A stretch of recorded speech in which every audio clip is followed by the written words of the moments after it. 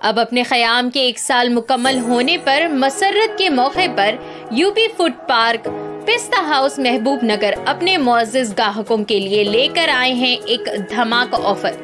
जी हां, अपनी पहली सालगिरह 1 अक्टूबर को यूबी फूड पार्क और पिस्ता हाउस बेकरी के तमाम डिशेस और आइटम्स पर 10% डिस्काउंट की बड़ी छूट।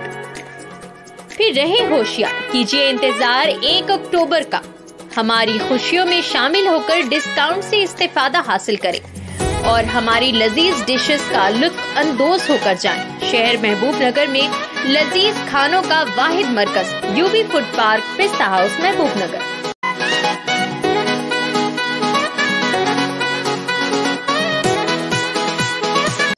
आप तमाम नाजरीन का TN उर्दू न्यूज़ में इस्तकबाल है। गणेश की मूर्ति के विसर्जन के दौरान नौजवान पानी में गिर पड़े। यह हादसा रियासत आंध्र प्रदेश के नंद्याल ज़िले में कल पेश आया।